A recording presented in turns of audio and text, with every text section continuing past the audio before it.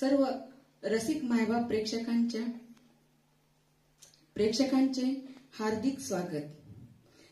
स्वरब्रह्म मंच खांडेकर परिवार, कांबळे गावडे परिवार यांच्याकडून हार्दिक स्वागत। आत्या, आमची आत्या, तिच्याविषयी किती बोलावं। कैलासवासी गजराताई खांडेकर, माननीय मुख्याध्यापिका, लोकसेवा हायस्कूल सोलापूर व हौशी नाट्य कलावंत यांच्या 78व्या जयंतीनिमित्त अभंगवाणी हा कार्यक्रम आम्ही इथं आयोजित करत आहोत। तर मुख्याध्यापिका म्हणून आत्यांनी खूप उत्तम कामगिरी शाळेमध्ये केली। सर्व विद्यार्थ्यांना मदत करणं, जवळून चौकशी करणं आणि सर्व शिक्षकांना घेऊन काम करणं हा तिचा स्वभाव होता। आणि राज्यनाट्य स्पर्धेमध्ये 3 अंकी नाटक व एकांकिका स्पर्धांमधून ती सतत भाग घेत असत। तनमाजुरी, चांगुणा, देव नाही देव्हाऱ्यात या नाटकांमध्ये तिने मुख्य स्त्री भूमिका केलेल्या होत्या। तर त्या कामांमध्ये चांगुणा या नाटकासाठी तिला स्त्री भूमिकेसाठी प्रथम पारितोषिक तिला मिळालेलं होतं। आणि अहिल्यादेवी होळकर विचार मंच च्या त्या सोलापूर शाखेच्या सदस्यही होत्या। स्त्रियांना पोस्टामध्ये आरडी बद्दल माहिती सांगणं आणि त्यांना पैशाची कशी मदत होईल याबद्दल स्त्रियांना ती सतत मदत करायची आणि त्यांच्या संसाराला हातभार कसा लागेल यासाठी ती सतत, माझी आत्या, मदतीसाठी ती सर्व महिलांना मदत करत होती। आणि त्यामध्ये स्त्रियांनी शिकलं पाहिजे यासाठी माझी बहीण नंदाताई हिला आत्यानी नर्सिंग कोर्सला घातलं आणि त्यानंतर जवळजवळ 10 मुलींनी नर्सिंग कोर्स केला।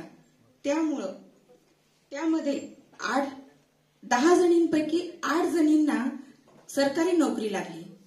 म्हणजे इतकं मोठं कार्य आत्याच्या हातून घडलेलं आहे। तर आम्हाला एक असं या वर्षी असं वाटलं की अभंगवाणी हा एक कार्यक्रम आपण करावा, म्हणून आम्ही हे आयोजन केलं। तर पुढचं मनोगत नंदाताईंनी व्यक्त करावं अशी मी तिला विनंती करते।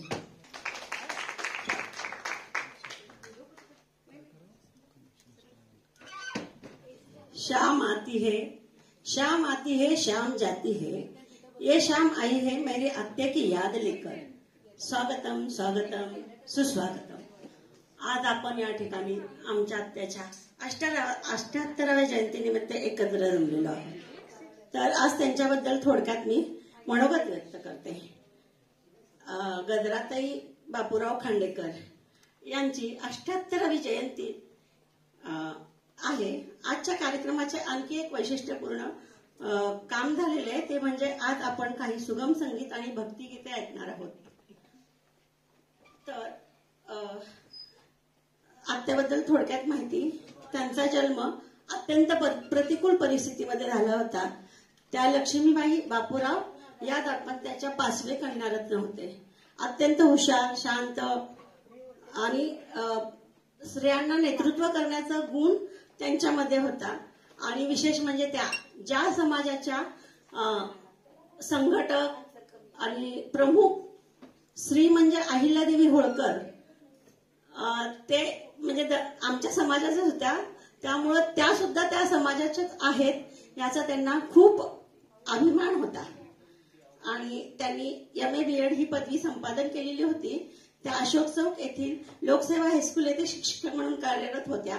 आज त्या शाळेतील माननीय सर चामशेट्टी सर आलेले आहेत, त्यामुळे आम्हाला खूप खूप बरं वाटत आहे। त्यांनी आपल्या संयमी आणि हसतमुख चेहऱ्याने सर्वांना आपलेसे केलेले होतं। नंतर प्रमोशन मिळाल्यावर त्या सुपरवायझर आणि नंतर मुख्याध्यापिका म्हणून या पदावर कार्यरत होत्या।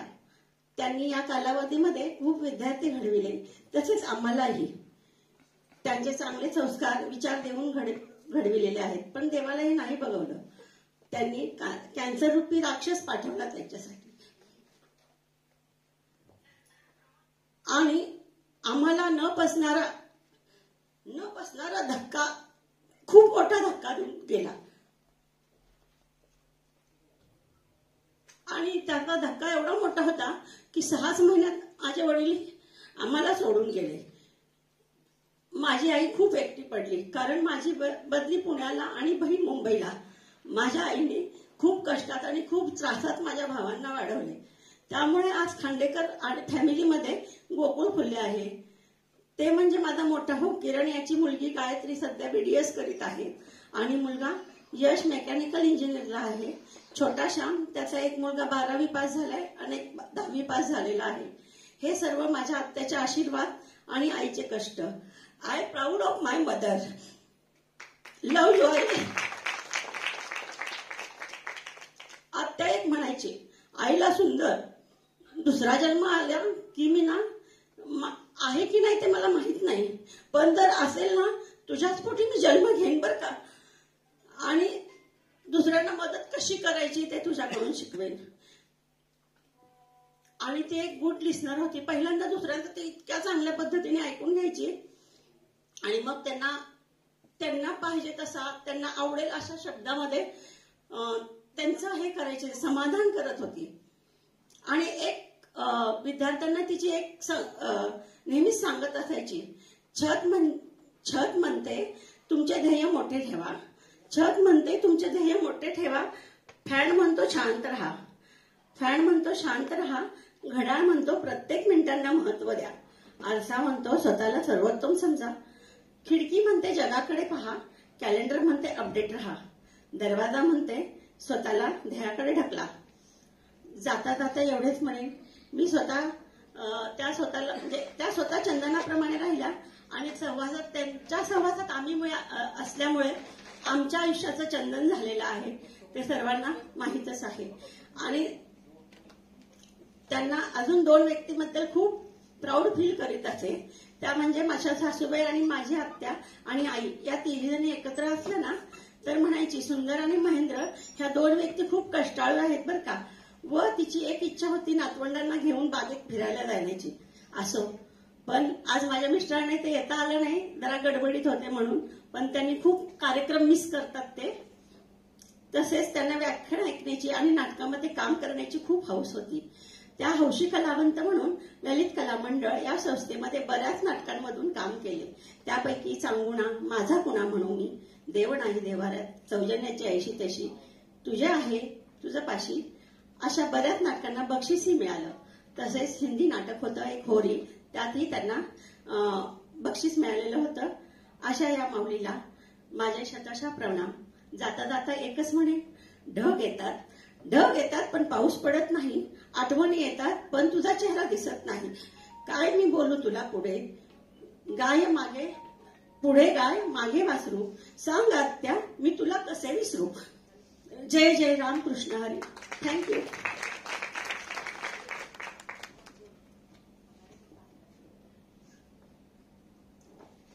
आत्याच्या आठवणी खूप आहेत आमच्या आयुष्यामध्ये, पण त्या घेऊनच आपल्याला जगावं लागतं. प्रत्येकाच्या आयुष्यामध्ये सुख आणि दुःख ह्या दोन्ही गोष्टी आपल्या येत असतात आणि आपल्याला पुढे जीवन कंठावं लागतं. असो, आता पुढील मनोगत गायत्री खांडेकर व्यक्त करेल आणि त्यानंतर लगेच आपण अभंगवाणीला सुरुवात करणार आहोत. नमस्कार. हृदयात आनंद, ओठांवर हसू आणि मनात आदर घेऊन मी उपस्थित सर्वांचे मनापासून स्वागत करते. आज 4 जुलै गजराजींची जयंती. त्यांच्या स्मृतीस मी विनम्र अभिवादन करते. जयंती म्हणजे केवळ जन्माची आठवण नव्हे, तर त्या व्यक्तीच्या कार्याची, विचारांची आणि आपल्यावर असलेल्या संस्कारांची पुन्हा एकदा उजळणे. त्यांच्या आठवणी आजही आम्हाला प्रेरणा देतात आणि दिशा दाखवतात. आज मला हे बोलताना शब्द अपुरे पडतात, कारण मी ज्यांच्याबद्दल बोलणार आहे ते माझं सर्वस्व आहे, माझं कुटुंब. कुटुंब म्हणजे फक्त एकत्र राहणारी माणसं नाही. कुटुंब म्हणजे एकमेकांवर प्रेम करणारी, समजून घेणारी आणि प्रत्येक क्षणी सोबत राहणारी माणसं. इथेच तर आपल्याला माणुसकी टिकवायला आणि जीवनाचे खरे अर्थ शिकायला मिळतात. सर्वप्रथम माझ्या जीवनाचं अस्तित्व, माझ्या आयुष्याची खरी प्रेरणा, तिच्या खुशीत मला जगण्याचं बळ मिळालं. तिच्या डोळ्यात काळजी, प्रेम आणि तिच्या शब्दात माया आहे. ती कधी थकते का, कधी थांबते का, फक्त आपल्यासाठी झिजणारी तीच असते आपली आई. बाबा माझा कणखर आधार, कधी कठोर वाढणारे पण आतून मृदू हृदय असलेले. त्यांच्या प्रत्येक घामाचा थेंब आमचं भविष्य उजळवतो. ते शिकवतात की आयुष्य कधी सहज आणि सोपं नाहीये, पण खंबीरपणे उभं राहिलं की आपोआप वाट तयार होते. संकटात खंबीर सावली आणि आनंदात हसरा साथी म्हणजे माझे 4ही भाऊ. त्यांचं प्रेम फारसं बोलत नाही, पण प्रत्येक कृतीतून दिसतं. भाऊ नसला तर बालपण अपूर्ण आणि भाऊ असला की आयुष्य सुरक्षित. हे केवळ जीवाभावाचं नातं नाही, तर तो एक विश्वास आणि आधार आहे. माझे दुसरे आई बाबा म्हणजे माझे काका काकू, त्यांचं मार्गदर्शन आणि मायाळू वागणं, त्यांचं प्रेम असं आहे की ते आपलं घर नव्हे तर घरातलं हृदय बनून राहतात. माझी आजी म्हणजे आपुलकीचं घर, अनुभवाचा खजिना आणि निस्सीम प्रेमाचं मूर्तिमंत रूप आणि अष्टपैलू व्यक्तिमत्व. तिच्याच तर खांद्यावर आज तर आमच्या तिचं अस्तित्व म्हणजे आमच्या घराला मिळालेला आशीर्वाद, आणि तिच्या कणखर खांद्यावरच हे आमचं कुटुंब उभं राहिलंय. माझ्या सख्या आणि माझ्या सल्लागार म्हणजे माझ्या आत्या, त्या माझ्याशी जेव्हा बोलतात तेव्हा असं वाटतं की जगात अजून कोणी आपल्याला इतकं समजू शकतं का. त्यांचं हसणं, त्यांचा आधार आणि त्यांचं मनमोकळं प्रेम हे प्रत्येक घरात नशिबानं मिळतं. हे सगळं मिळूनच तर एक घर म्हणजे एक सुंदर साधन आहे. कधी सूर जुळतात, कधी नाही, पण गाणं थांबत नाही, कारण त्यामागे असतो प्रेमाचा ताल. आपण वेगळे असू शकतो विचारांनी, पण एकत्र आहोत हृदयाने. तुमच्यासारखं कुटुंब लाभणं हीच माझी खरी श्रीमंती आहे. तुमच्याशिवाय मी नाहीये. आयुष्यात काय कमावलं काय गमावलं हे सगळं क्षणिक आहे, पण प्रेम हे कायमचं आणि अमूल्य आहे. माझं प्रत्येक यश, माझा प्रत्येक क्षण मी तुमच्यासोबतच साजरा करेन. तुमचा आशीर्वाद, तुमचं मार्गदर्शन हेच माझ्या जीवनाचं उज्ज्वल भविष्य आहे. मी शेवटी एवढंच म्हणेन, अपनों की हसी सबसे बड़ी दौलत, इनके बिना लगे हर खुशी अधूरी हकीकत. अपनों की हंसी सबसे बड़ी दौलत, इनके बिना लगे हर खुशी अधूरी हकीकत. परिवार है तो सब कुछ पास है, वरना ये दुनिया एक प्यासी प्यास है. परिवार है तो सब कुछ पास है, वरना ये दुनिया बस एक प्यासी प्यास है. थँक्यू. नुकतंच आमच्या आत्याबरोबर काम केलेले ललित कला मंडळाचे हौशी कलाकार माननीय आशुतोषी नाटकर सर आलेले आहेत. त्यांचं पण या कार्यक्रमाचं सहर्ष स्वागत आणि धन्यवाद सर आलात म्हणून.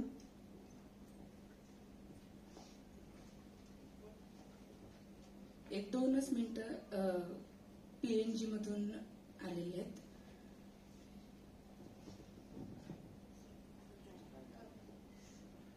नमस्कार सगळ्यांना. पूना गाडगीळ आणि सन्स डफरिंग शाखेच्या वतीने मी कैलासवासी गजराताई खांडेकर, माननीय मुख्याध्यापिका, लोकसेवा हायस्कूल सोलापूर यांना विनम्र अभिवादन करतो. आज त्यांच्या जयंतीनिमित्त हा कार्यक्रम ठेवला व खांडेकर परिवाराच्या वतीने आणि गावडे मॅडम, संध्या गावडे मॅडम यांनी आम्हाला निमंत्रित केलं, त्याबद्दल त्यांचे आभार.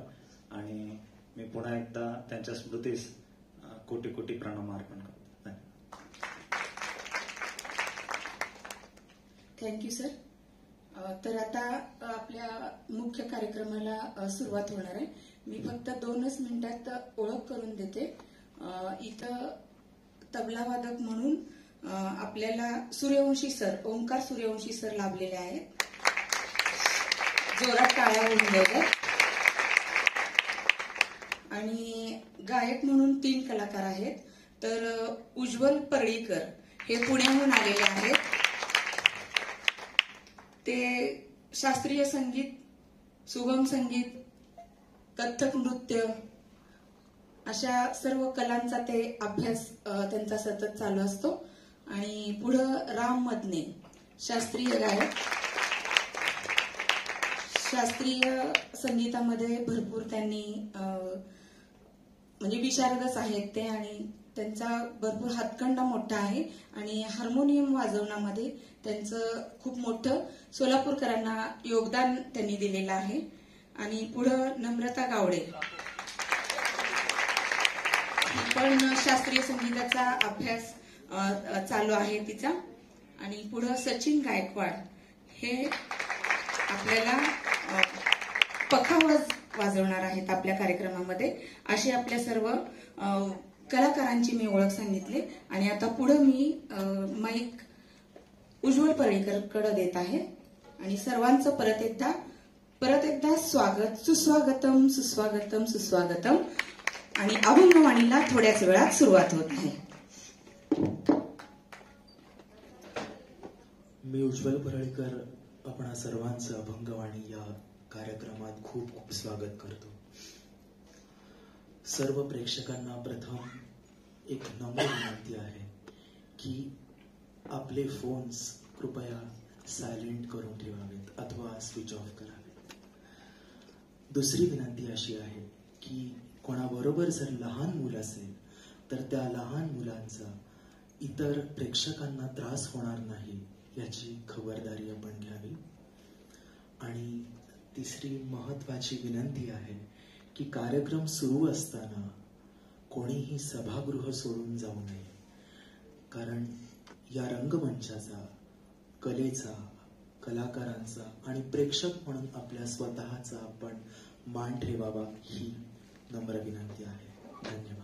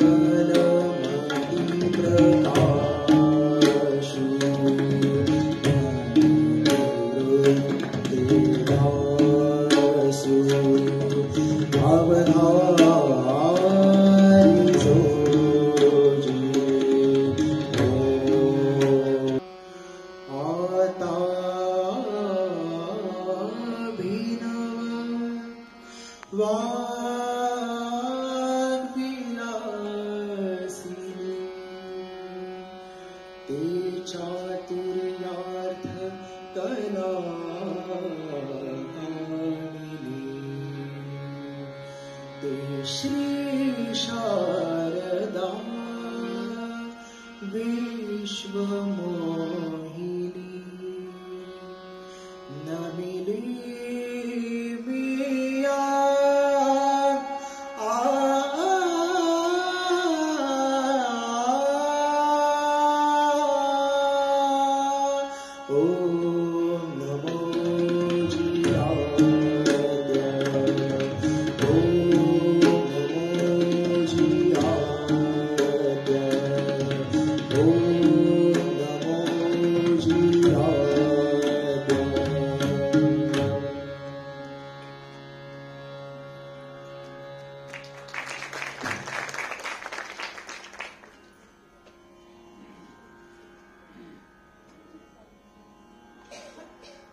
आपण म्हणतो प्रणवोच्चार.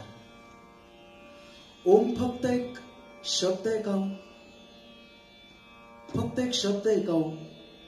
नाही. ओम आहे आदि स्वर, ओम आहे आदि ध्वनी, म्हणजेच आकार, उकार आणि मकार याच्यातून उत्पन्न झालेला. आकार तो ब्रह्म, उकार तो विष्णू, मकार महेश, म्हणजेच उत्पत्ती, स्थिती आणि लय. असा तो परतत्वाचा कारक असलेला ओम आणि त्याचंच प्रधान रूप असलेला श्री गणेश म्हणजे गणपती, ज्याच्यातून त्रिदेवांची उत्पत्ती झाली असं मी म्हणतो का? नाही. तुकाराम महाराज म्हणतात, अशी ही वेदवाणी ज्या महर्षी वेदव्यास महर्षींनी निर्मिलेल्या पुराणात आढळते, असा हा गणेश, प्रधान स्वरूप असलेला परतत्वाचा गणेश म्हणजेच ओंकार. ऐकूयात पुढची रचना.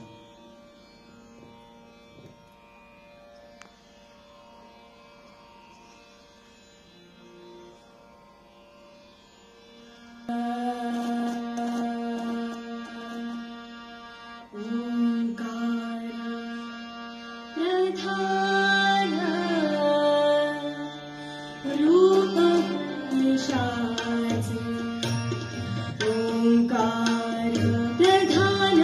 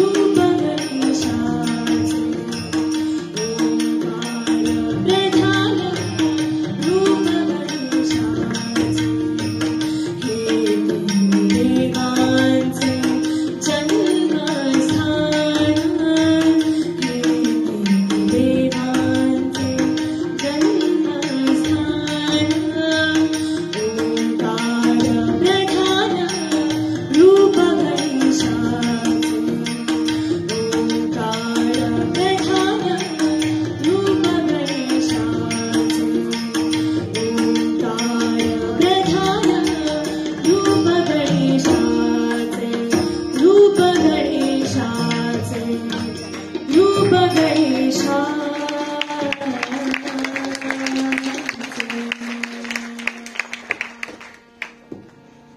वा, खूप सुंदर. आणि पांडुरंग म्हणजे आपल्या सगळ्यांच्या जिव्हाळ्याचा विषय, नाही का?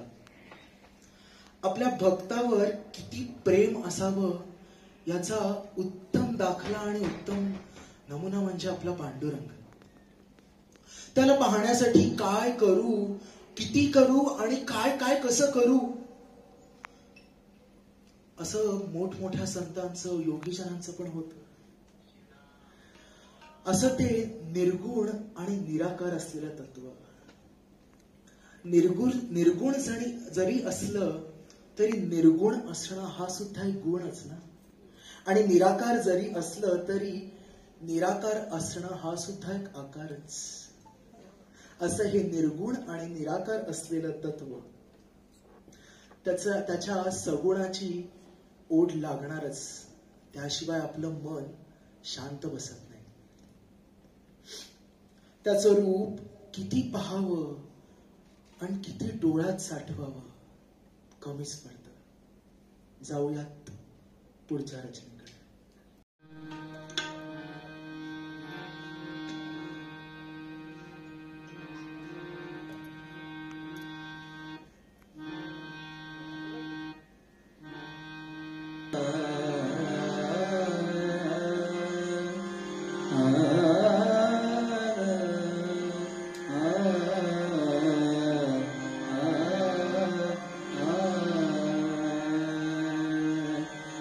या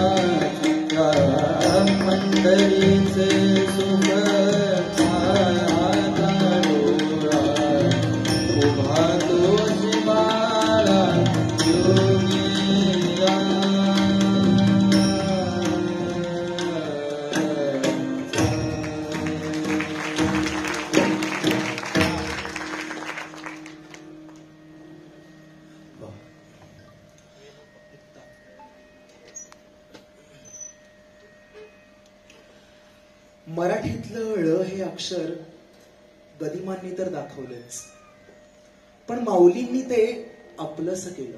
माऊली म्हणजे ज्ञानेश्वर माऊली, त्यांनी आपलंसं केलं. बघा ना, ळचा आकारच किती आपल्याला पटतो ना, अगदी कळवळून घेतल्यासारखं वाटतं, ते कवळून घेतल्यासारखं वाटतं आपल्याला. अळूमाळू, अळूमाळू ऐकताना गाणं कुठलं आठवतो? जरा सी आहट होती है तो दिल सोचता है का ये वो तो नहीं. तोच तर नाहीये ना? हो, तोच. असं वाटतं की कधी तो येऊन गेला, कधी दर्शन दिलं आणि खुट्ट असं झालं मला. विराणी, विरहिणीची जशी भावना असते तशी ज्ञानेश्वरांची विराणी. मी म्हणे गोपाळू आला गे माय. हो, आला होता, आला होता. कुठेतरी त्या गाण्यात पण दिसून येतं काय त्याचं तेज. एका क्षणासाठी आला होता, फक्त मला दिसला, फक्त मला दिसला. तो कोणालाही दिसणार नाही. काय ते तेज, रत्नांसारखी प्रभा त्याच्या चेहऱ्यावर. काय ते तेज, कोणालाच दिसणार नाही, कोणाला दिसलाही नाही. का? कारण तो खोड घेऊन आला होता ना डोक्यावर. अहो, इतकं त्याचं रूप सावळं, इतकं सुंदर, वेड लावणार मनाला. अक्षरशः वेडा पिसा झाला जीव माझा. इतकं असं तेजाने फाकलेलं रूप. जिथं परावाणी ही खुंटली तिथं वैखरीचं तरी काय. आता परा आणि वैखरीचा थोडासा संदर्भ सांगतो. परावाणी म्हणजे जी नाभीमध्ये निर्विकल्प असते ती वाणी. म्हणजे आपल्याला एखादी बोलण्याची इच्छा होणं, त्याला म्हणतात परावाणी. आणि वैखरी म्हणजे आपण जे मुखावाटे बाहेर बोलतो, मुखावाटे जे शब्द बाहेर पडतात त्याला म्हणतात वैखरी. आता ते रूप बघून काय बोलावं हे सुचतच नाहीये. म्हणजे परावाणी जिथं खुंटलीये तिथं वैखरीतनं शब्द कुठून बाहेर पडतील? नाहीच पडणार. पुढे म्हणतात पाय पडायला गेलं तर कसं बघावं, पुढून दिसतायत की मागून दिसतात. पाया पडू गेले तर पाऊलची न दिसत. त्याच्यानंतर म्हणतात आता आलाय ना तर उराउरी एकदा ह्याला भेटावंच, क्षेम आलिंगन ह्याला द्यावंच. आलाय तर उराउरी भेटावंच म्हणून त्याला खट्ट मिठी मारली आहे. पण मिठी मारल्यानंतर कळतंय की मीची मी एकली, कोणीच नाहीये, मी एकटीच आहे तिथे. म्हणजे काय, तो बाहेर कुठे नाही हो, माझ्यामध्येच आहे. तो माझ्यामध्येच आहे. आपण म्हणतो डोळ्यांची दृष्टी, पण माऊली म्हणतात दृष्टीचा डोळा. म्हणून म्हणूनच हा प्रवास परतव भीतरी पालटू झाला असं ते म्हणतात. म्हणजे ह्या डोळ्यांना जी दृष्टी आहे त्या दृष्टीला सुद्धा कोणीतरी एक दृष्टी देणारी दृष्टी आहे. म्हणून हा प्रवास आतून बाहेर नाही तर बाहेरून आत सुरू झालेला आहे. म्हणजे आतल्या परमेश्वराला भेटण्याचा प्रवास. ऐकूयात पांडुरंग कांती.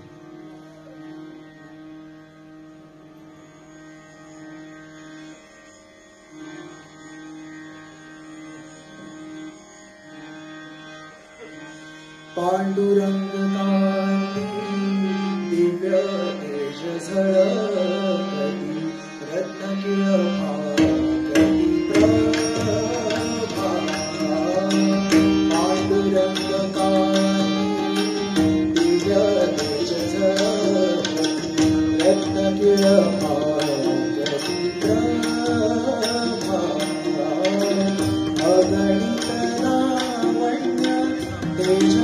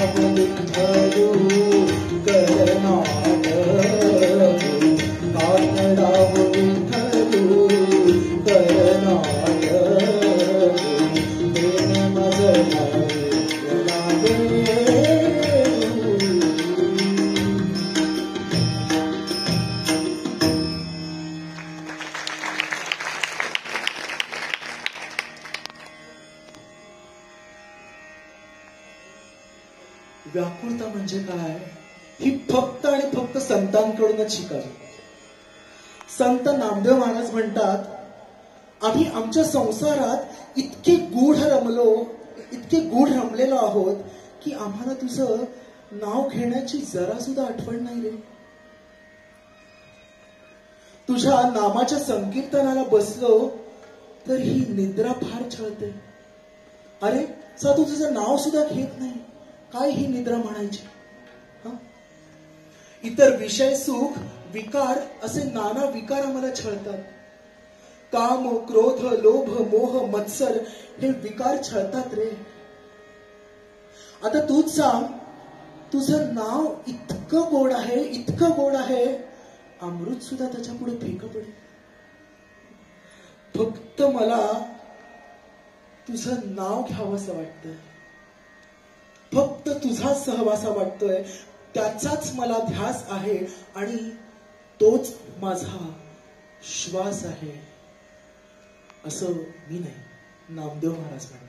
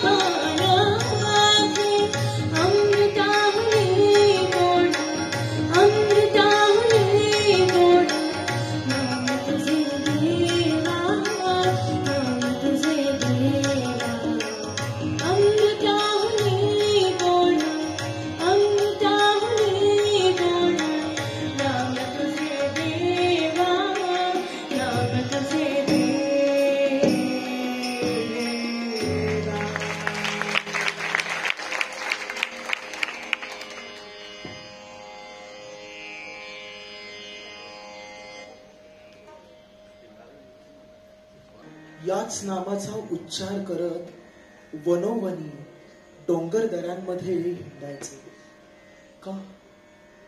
फक्त फक्त आणि फक्त त्या विठ्ठलाला शोधण्यासाठी. कुठं सापडतोय? या झाडात सापडतोय, ह्या डोंगरावर सापडतोय का या रावळी सापडतोय मला? पण ज्या व्यक्तीची जन्मभूमी आणि कर्मभूमीच पंढरपूर आहे, त्याच्या पुण्याची गणना आपण न केलेलीच बरी. जो पंढरपुरात जन्माला आला आणि ज्याची कर्मभूमी पंढरपूर आहे, त्याने काय पुण्य केलं असेल हो, जो त्या विठ्ठलाच्या सानिध्यात कायम असतो. त्याची गणना आपण न केलेलीच बरी. ऐकूयात मग, ज्याचं माहेरच पंढरी आहे त्याचं वैभव आहे तरी किती.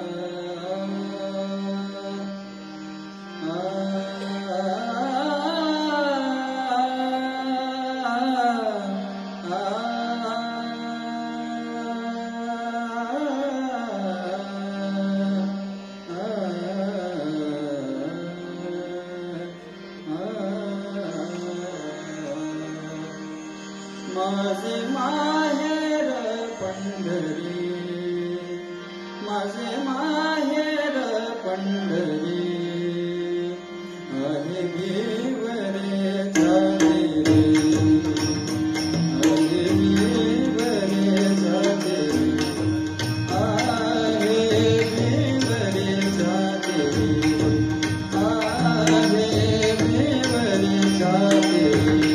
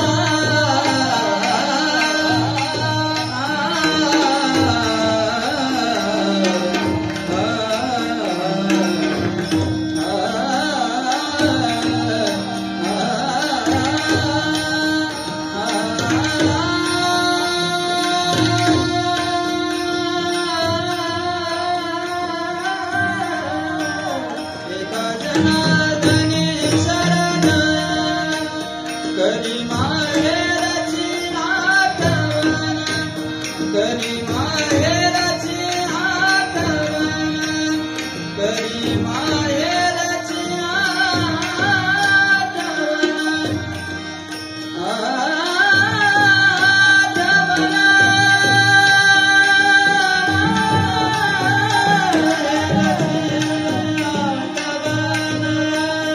करी माहेरची आठवण करी माहेरची आठवण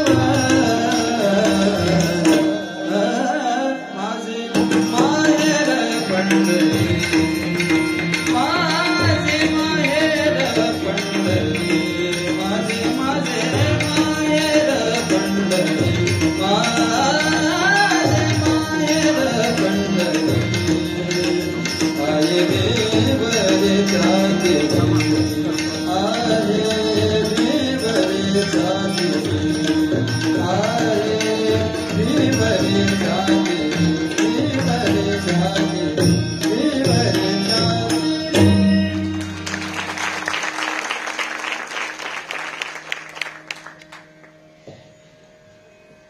प्रत्येक माणूस जन्माला येतो आणि त्याचा स्वतःचा शोध सुरू होतो. मी कोण आहे, कशासाठी जन्माला आलो, माझं ध्येय काय आहे, मला नक्की काय हवं आहे, असा स्वतःचा शोध प्रत्येक व्यक्तीचा सुरू होतो. काही जणांना एका जन्मात याचं उत्तर सापडतं, तर काही जणांना अनेक जन्मही अपुरे पडतात. पण माऊलींचं मात्र वैशिष्ट्य आहे बरं का, त्यांना अवघ्या 16 वर्षांच्या वयात त्यांना कळलेलं आहे की नक्की मी कोण आहे, माझं ध्येय काय आहे, मला नक्की काय हवं आहे, हे माऊलींना 16व्या वर्षी कळलेलं आहे. आपण सहजच म्हणून जातो अहम ब्रह्मास्मी, पण नक्की याचा शोध घेतो का आपण? कधीच घेत नाही याचा शोध. इथे त्यांना कळून चुकलं आहे. तुझा तुझी, तुझा तुझी देव, तुझा तुझी भाव, म्हणजे अर्थातच भाव तोची देव. माऊली म्हणतात ज्ञानाचे इतके दीपक लागले आहेत मनात की बाहेरच्या ज्योती आता विझून गेला तरी काहीही फरक पडत नाही. आतली ज्योत इतकी प्रखर आहे, इतकी तेजस्वी आहे की बाहेरच्या सगळ्या वाती सुद्धा शून्यासमान आहेत. आपल्या लौकिकातल्या विषया सुखांची जेव्हा निवृत्ती होईल तेव्हाच त्या चतुर्भुज भगवंताचं दर्शन आपल्याला साध्य आहे. आणि एकदा का ती निवृत्ती झाली की शांततेचा परम अनुभव आपल्याला आल्याशिवाय राहणार नाही आणि तिथेच आपला स्वतःचा शोध संपेल आणि स्वतःचा शोध लागेल, म्हणजेच त्या भगवंताचा शोध लागेल आणि तो भगवंत आपल्याला मिळेल.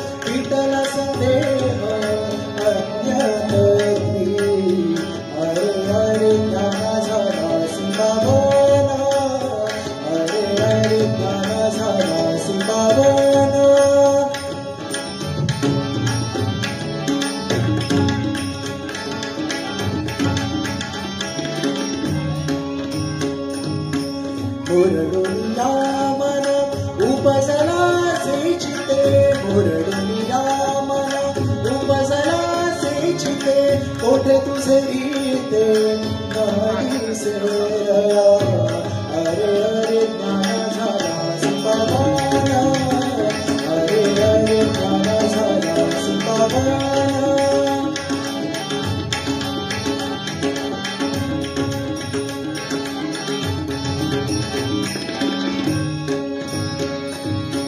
दीपक दीपक मावळल्या ज्योती दीपक दीपक मावळल्या ज्योती घर भरवाती शून्य झाल्या अरे अरे ज्ञाना झाला सुपावाना अरे अरे ज्ञाना झाला सुपावाना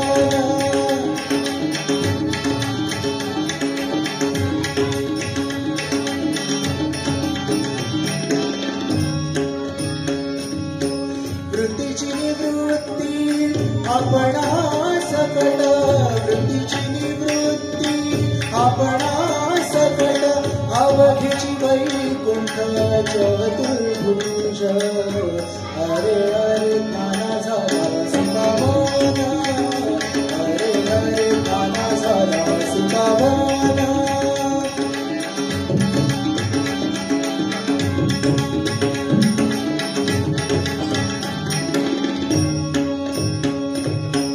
निवृत्ती परम अनुभवाने मा निवृत्ती परम अनुभवाने मा शांतीपूर्ण क्षमा ज्ञान देव अरे अरे ज्ञाना झाला सुपावाना अरे अरे ज्ञाना झाला सुपावाना तुझे तुझे ध्यान कळो आले तुझा तुझी देव तुझा तुझी भाव तुझा तुझी देव तुझा तुझी भाव विठ्ठल संदेह अन्यतकी अरे अरे ज्ञाना झाला सुपावाना अरे अरे ज्ञाना झाला सुपावाना अरे अरे ज्ञाना झाला सुपावाना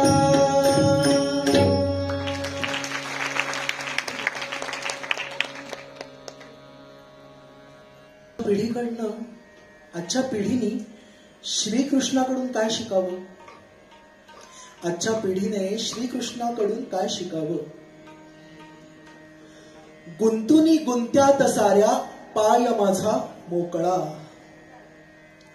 तो सगळ्यात आहे तो सगळ्यात आहे पण तो कशातच नाहीये तो सगळ्यात आहे पण तो कशातच नाहीये त्याला कशाचं श्रेय नकोय त्याचं कोणाशीही प्रत्यक्ष वैरही नाहीये त्याला कोणाचं श्रेय पण नको आहे त्याचं कोणाशी वैरही नाहीये अर्जुनाला पण त्याने सांगताना काय सांगितलंय तू लढ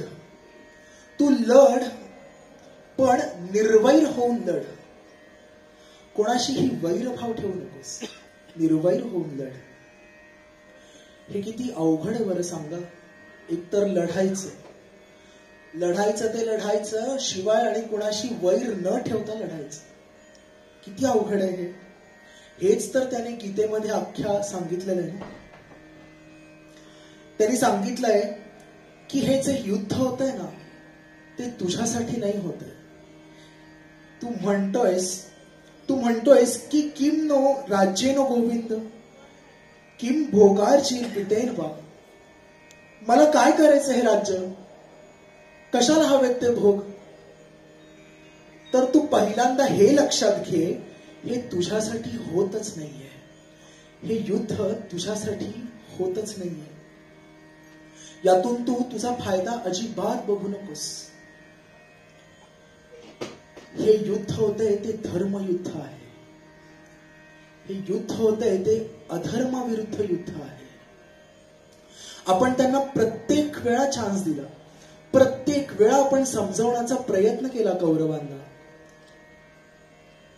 जे ज्याचं आहे त्याला ते द्यावं पण ते नाकारतात म्हणून आता युद्ध हा एकच उपाय आहे आणि मी म्हणतो म्हणजे कोण कृष्ण म्हणतो की मी म्हणतो म्हणून युद्ध कर ह्यात तुला पाप लागणार नाही आणि निर्वैर होऊन कर कारण हे अधर्माच्या विरुद्ध असलेलं युद्ध आहे म्हणून लक्षात ठेव की आपण अधर्माच्या विरुद्ध लढतोय.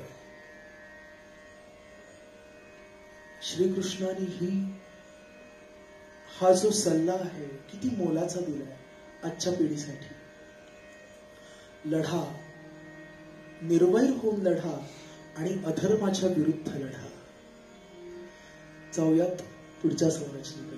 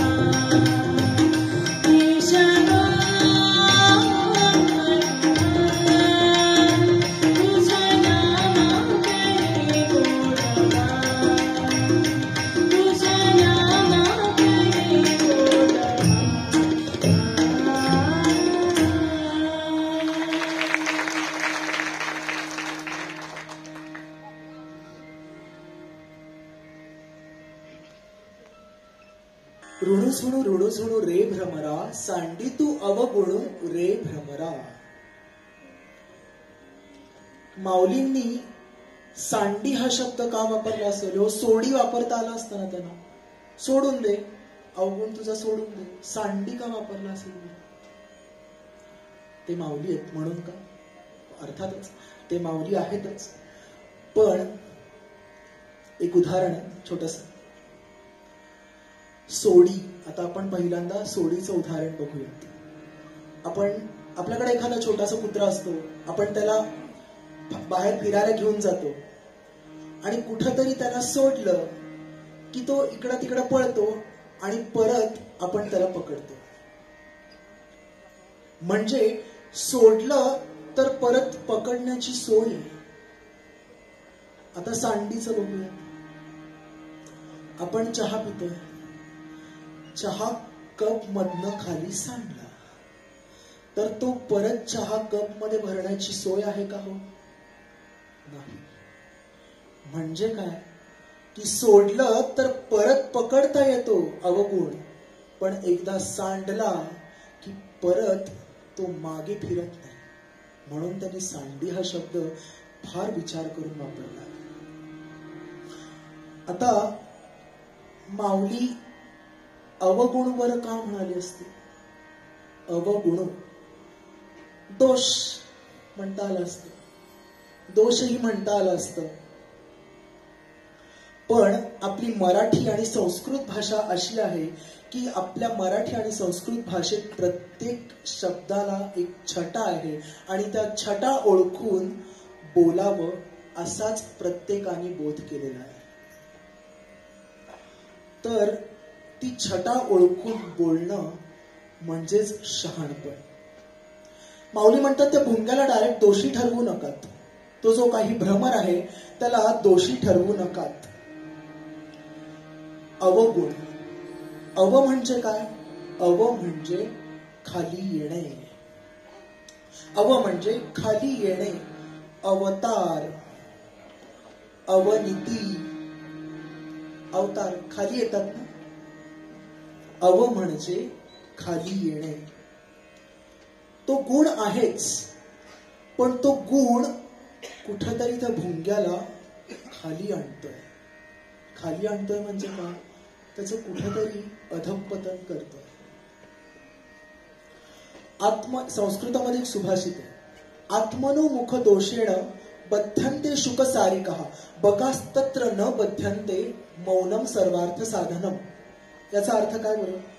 आत्मनो मुख दोषेण बध्यन्ते शुक सारिकः म्हणजे शुकसारिका, पोपट, मैना मिठू मिठू बोलतात. त्यांच्या या दोषामुळे काय होतं? लोक त्यांना आणतात आणि पिंजऱ्यात बंद करतात. पण बकास्तत्र न बध्यन्ते मौनम सर्वार्थ साधनम. पण बगळा बघा, शांतपणे त्याचे तो सावज टिपत असतो, कधीही तो आवाज करत नाही, सुंदर दिसतो, पण तो मिठू मिठू बोलतच नाही ना. त्याच्या या मौनामुळे त्याला कोणीही बंदी बनवत नाही. पण त्याच पोपटाला आणि मैनेला मिठू मिठू बोलण्यामुळे बंदी बनवतात आणि त्यांचं सगळं स्वातंत्र्य हिरावून घेतात. म्हणजे काय? अवगुण आहे. म्हणतात की गोड बोलणं हा गुणच आहे. इतरांसाठी तो गुण आहे, पण सारखं सारखंच गोड बोलणं हा त्या गुणाला कुठंतरी खाली आणतो. हा भ्रमर गुणी आहे. त्याची काय रसिकता म्हणावी हो? ह्या कमळावरून त्या कमळावर ह्या फुलाचा रस टिपावा का त्या फुलाचा रस टिपावा, ह्याचा मध प्यावा की त्याचा मध प्यावा, काय ही रसिकता? रसिक असावं माणसाने तर भ्रमरासारखं. पण ही रसिकता जर अति झाली तर त्याच्याबरोबर येतं ते चंचलत्व. आणि हाच चंचलत्व, हाच त्या रसिकतेच्या गुणाला खाली आणणारा कारक आहे. अजून एक माऊली म्हणतात विद गदू.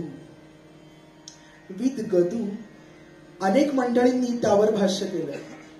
पण विद म्हणजे टू नो, टू अंडरस्टँड, जाणून घेणे, आणि गद म्हणजे बोलणे.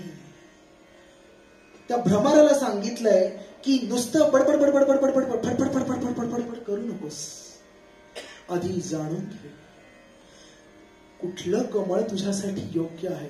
कुठल्या तरी एका कमळावर तुला थांबावंच लागेल ना आयुष्यात, की प्रत्येक वेळी ह्या कमळावरून त्या कमळावर. चंचलता बरी नाही रे ही. कुठल्या तरी कमळावर थांबावंच लागेल, स्थिर व्हावं लागेल. असं तू एखादं कमळ शोधलंयस का? आणि जर शोधला असशील तर ह्या जगालाही सांग. शोधलं असशील तर या जगालाही सांग ते कमळ कोणतं आहे. तर ते कमळ आहे चरण कमळ. चरण कमल. आणि ते कोणाचं?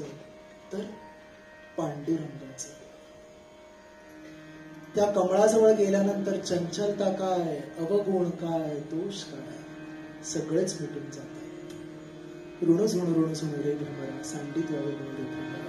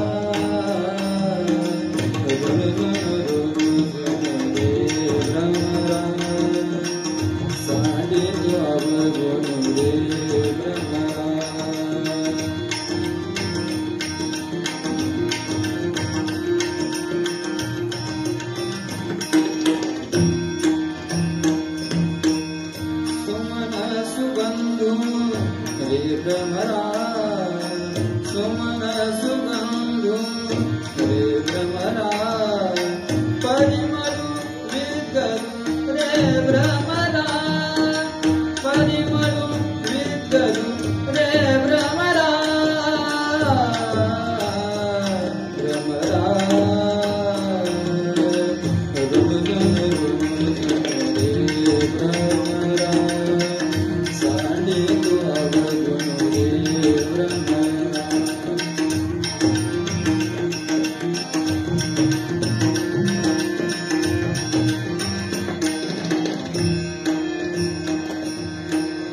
सौभाग्य सुंदर रे भ्रमरा सौभाग्य सुंदर रे भ्रमरा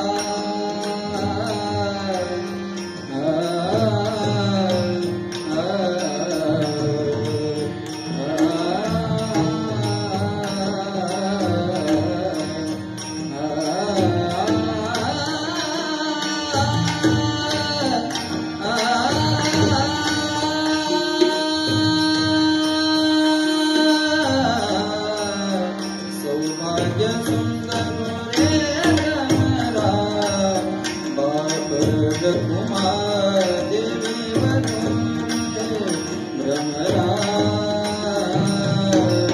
रुमझुम रे भ्रमरा साडी अवगुण रे भ्रमरा रुमझुम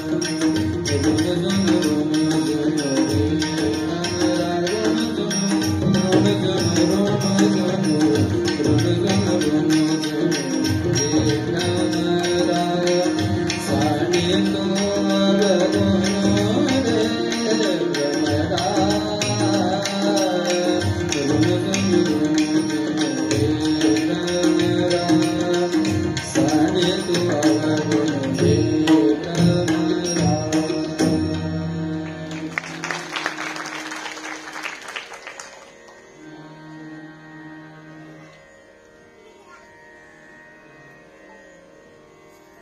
मंडळी, कर्नाटकात हंपी येथे त्रेतायुगात किष्किंधा नावाचं राज्य होऊन गेलं. एक आख्यायिका आहे बरं. कर्नाटकात हंपी येथे त्रेतायुगात किष्किंधा नावाचं राज्य होऊन गेलं. त्याच ठिकाणी 14व्या शतकात हरिहर राजा यानं विजयनगराची स्थापना केली. इसवी सन 1509 मध्ये राजा कृष्णदेवराय याचा राज्याभिषेक झाला. त्या कृष्णदेवरायाला पंढरीच्या दर्शनाची ओढ लागली बरं का. म्हणून तो कर्नाटकातनं महाराष्ट्रात पंढरपुरात मोहिमेस आला. मोहिमेवर असताना त्यांनी विठ्ठलाचं दर्शन घेतलं. विठ्ठलाचं दर्शन घेतलं आणि ते इतकं गोजीर सावळं रूप बघून तो इतका भुलला की त्यानं असं ठरवलं की आता मला या मूर्तीचं दर्शन रोज व्हायला पाहिजे. या मूर्तीचं दर्शन मला रोज व्हायला पाहिजे यासाठी प्रचंड तळमळू लागला. त्याची ती तळमळ देवाला कळली. त्याला दृष्टांत झाला. दृष्टांतात राजा देवाला म्हणाला की हे देवा, तू माझ्या कर्नाटकात चल ना रे. देव म्हणाला ठीक आहे, येतो. एका अटीवर येतो. तू जर कोणता अपराध केलास, तू कोणता अपराध जर केलास तर मी परत पंढरपुरास निघून येईल. राजा हो म्हणाला. देव पंढरपुरात गेला, देव कर्नाटकात गेला.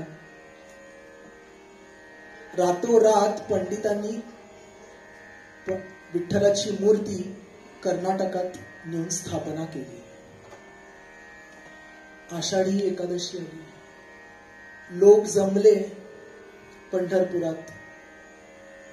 पण देव कुठे? देवच. लोकांना फार वाईट वाटलं. देव नाही तर आपण येऊन इथे करायचं काय? किती वर्षांची परंपरा, किती युगांची परंपरा आहे. देवच नाही तर करायचं काय? म्हणून त्यांनी भानुदास पंत म्हणून त्यांना विनंती केली की तुम्ही जाऊन आणाल का हो विठ्ठलाला परत? भानुदास पंत म्हणाले हो आणतो. भानुदास पंत आले कर्नाटकात. निश्चित भक्त होते विठ्ठलाचे. भानुदास पंत कर्नाटकात आले. ज्या रात्री ते आले त्या रात्री सगळ्या पहारेकरांना योग निद्रा लागली आणि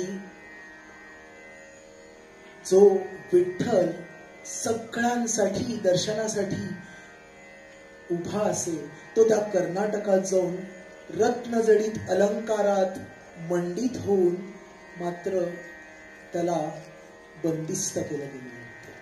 कारण रत्नाचे अलंकार घातले होते. ती सगळी दारं आपोआप उघडली. भानुदास पंत आत गेले आणि विठ्ठलाची अक्षरशः त्यांनी गळाभेट घेतली आणि म्हणाले की हे विठ्ठला, लोक तळमळत आहेत रे, इथे बंदिवासात काय करतोस? चल ना माझ्या बरोबर परत पंढरपुरास चल ना. विठ्ठल म्हणाले हो येईल. आणि त्यांनी आपल्या गळ्यातली तुळशीची माळ आणि एक रत्नजडित अलंकार भानुदास पंतांच्या गळ्यात घातला. झालं. दुसऱ्या दिवशी राजा पूजेसाठी काकड आरतीला म्हणून आला आणि त्यांनी पाहिलं की अरे देवा, विठ्ठलाच्या गळ्यातला रत्नजडित हार कुठे आहे? शोधाशोध सुरू झाली. तोच भानुदास पंत दिसले. रत्नजडित हार त्यांच्या गळ्यात विठ्ठलानेच घातला होता. त्यांना आणलं गेलं. राजदरबारात आणलं गेलं. राजाने सांगितलं ह्यांना आत्ताच्या आत्ता सुळावर चढवा. ह्यांनी हार चोरलाय आणि तोही देवाचा. इतकं मोठं पाप मी खपवून घेऊ शकत नाही. म्हणून त्यांना सुळावर देण्याचं ठरवलं. सुळावर देण्याची वेळ आली तेव्हा राजाला परत एकदा दृष्टांत झाला. देव म्हणाला, अरे तू शहानिशा न करताच बिचारा भानुदास पंतांना सुळावर देतोस. अपराध घडला. चाललो मी परत पंढरपुरात. म्हणून देव परत पंढरपुरात भानुदास पंतांना म्हणाले की खांद्यावर घे मला आणि पंढरपुरात गजर करत घेऊन ये. असा तो देव जसा महाराष्ट्राचा होता तसाच तो कर्नाटकाचा पण होता. आजही हम्पीमध्ये विजय विठ्ठल मंदिर नावाचं एक सुंदर शिल्प राजा कृष्णदेवरायाने उभारलेलं आहे. अतिशय बघण्यासारखं आहे ते. आपण कधी गेलात तर जरूर त्या मंदिराला भेट द्या. त्यात विठ्ठल नाहीये कारण भानुदास पंतांच्या खांद्यावर बसून विठ्ठल परत पंढरपूरला आला. असा तो महाराष्ट्राचा आणि कर्नाटकाचा पांडुरंग म्हणून लोक त्याला कानडा म्हणून ओळखायला लागले. मगाशी आपण अभंग ऐकला, पांडुरंग कांती दिव्यतेज जळगती. त्यात करनाटकू असा शब्द आहे. कर्नाटकू म्हणजे काय? माऊलींनी दोन्ही अर्थाने शब्द वापरला. कर्नाटकू, कर्नाटकू म्हणजे कर्नाटकातला पण, आणि करनाटकू हा नाटक पण करतो बरं का कधी कधी. असा तो कर्नाटकातला देव म्हणून त्याला म्हणतात कानडा.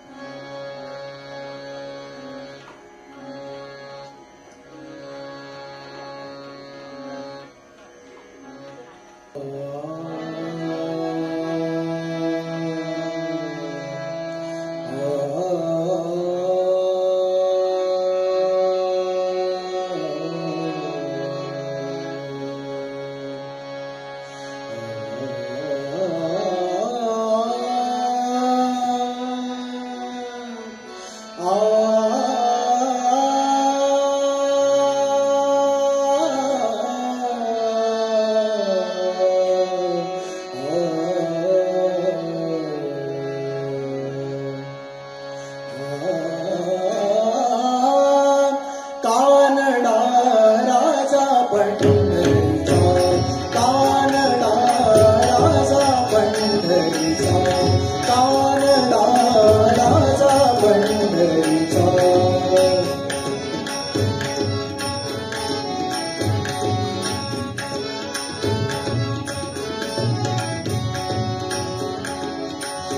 वेदा नाही नाही कळला वेदा नाही कळला अंतकारयाचा कानडा राजा पंढरीचा कानडा राजा पंढरीचा कानडा राजा पंढरीचा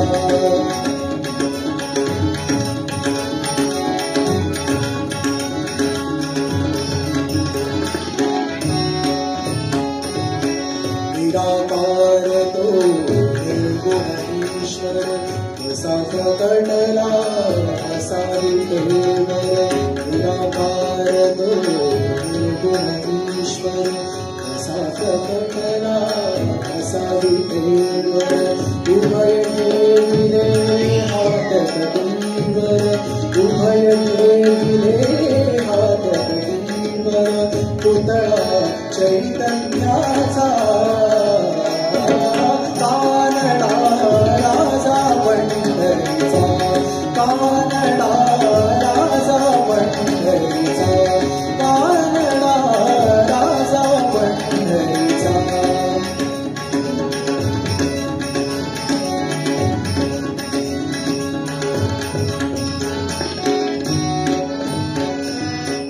हा नाम्याची वीर चालतो चोखोबाची पुरे राखतो हा नाम्याची वीर चालतो चोखोबाची पुरे राखतो हा नाम्याची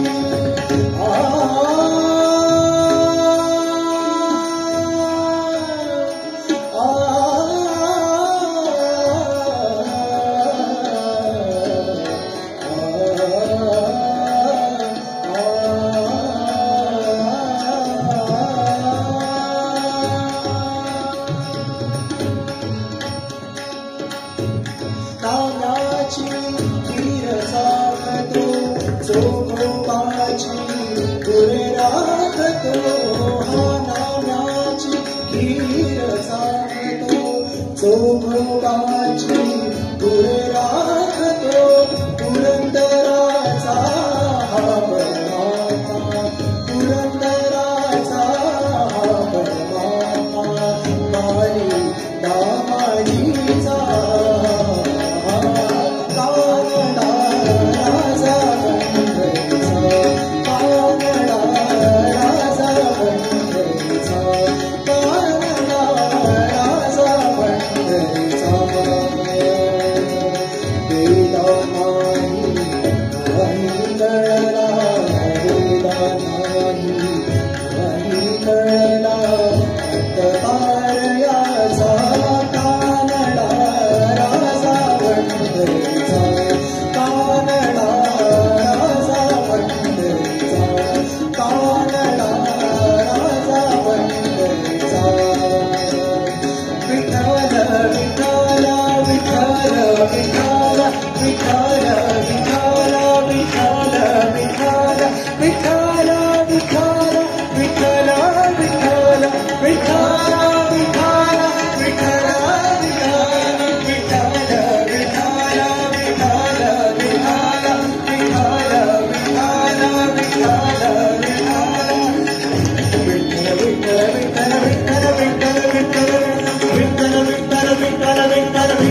विठ्ठल विठ्ठल विठ्ठल विठ्ठल विठ्ठल विठ्ठल विठ्ठल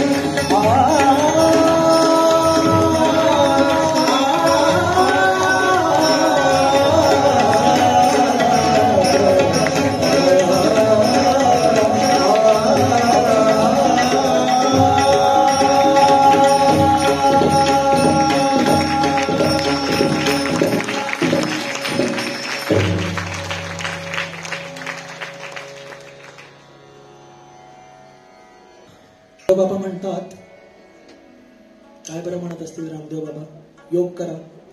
नाही ते तर म्हणतातच, पण रामदेव बाबा असं म्हणतात की हातावर हात मारला की ॲक्युप्रेशर होतं. हातावर हात मारला की ॲक्युप्रेशर होतं. तर मग आपल्या स्वार्थासाठी आणि या कलाकारांसाठी एकदा जोरदार टाळ्या होतात. धन्यवाद.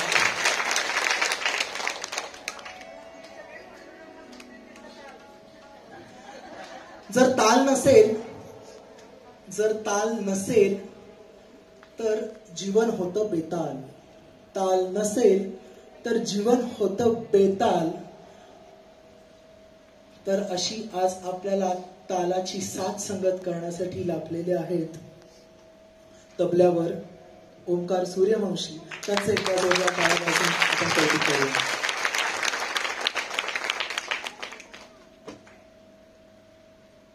थाप मारली की निर्माण व्हावा नाद ब्रह्म. थाप मारली की निर्माण व्हावा नाद ब्रह्म. असं असणारं वाद्य म्हणजे पखावज. शिवशंकरांचं प्रचंड आवडीचं वाद्य आहे. तर आज आपल्याला पखावजवर साथ करण्यासाठी लाभलेले आहेत सचिन गायकवाड. त्यांच्यासाठी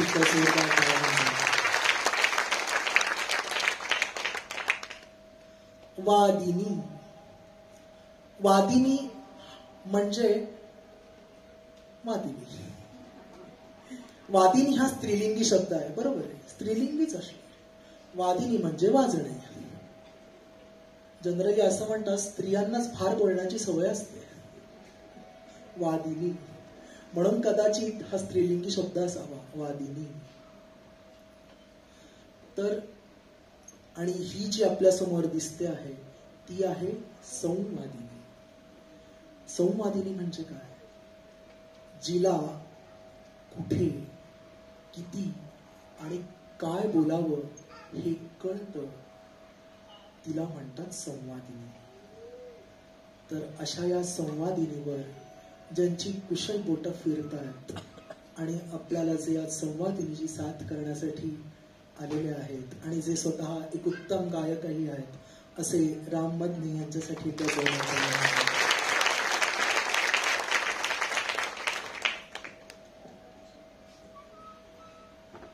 टाळाटाळ होऊ नये. कार्यक्रमात टाळाटाळ होऊ नये म्हणून असते संगत टाळाची. कार्यक्रमात टाळाटाळ होऊ नये म्हणून असते संगत कार्यक्रमात टाळाची. असे आज टाळ आपल्या कार्यक्रमात टाळाच्या साथीसाठी आपल्याला लाभलेले आहेत समर्थ पवार आणि विठ्ठल गायकवाड यांचे एकदा जोरदार टाळ्यांची कौतुक करूया. माझ्या शेजारी आज आमच्या कार्यक्रमाची मुक्ताई म्हणूयात आपण तिलाच. आमच्या कार्यक्रमाची मुक्ताई नम्रता गावडे छान गाते, तिचंही आपण टाळ्या वाजवून कौतुक करूया. आणि आमचा आवाज जो आपल्यापर्यंत छान सुमधूर आणि व्यवस्थित क्लिअर पोहोचवण्याचं काम करतात आपल्याला लाभलेले आजचे साऊंड इंजिनियर्स प्रथमेश सरवदे आणि निखिल सरवदे यांचंही जोरदार टाळ्या वाजवून आपण कौतुक करूया. गुरुकृपा साऊंड्स असं त्यांच्या साऊंड कंपनीचं नाव आहे. पुढच्या रचनेकडे वळलात खेळ मांडणी.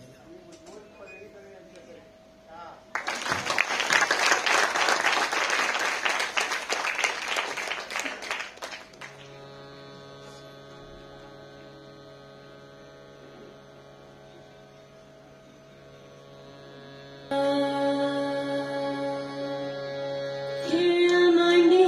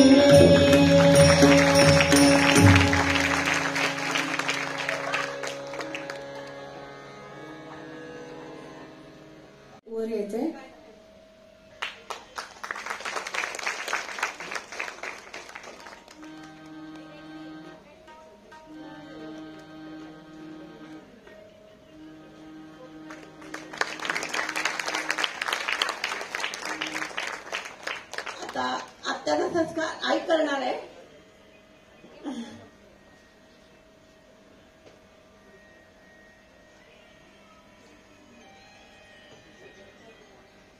आता यानंतर श्याम आणि किरण पुढे यावं. श्याम, किरण.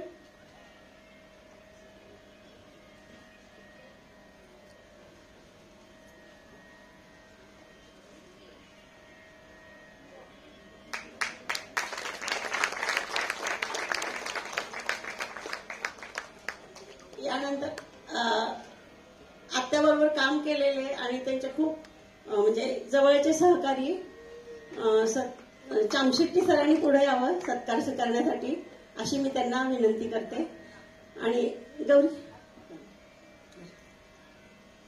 किरण खांडेकर त्यांचा सत्कार करतील.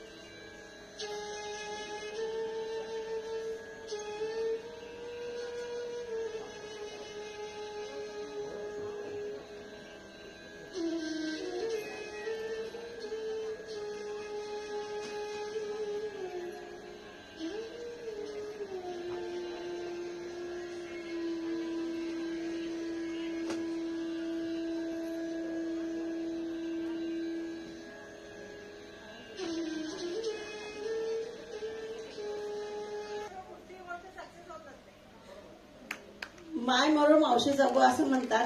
तर मावशीचा सत्कार संध्या गावडे करीत आहेत. कामिनी दोडतले मावशी, त्यांचा सत्कार संध्या गावडे.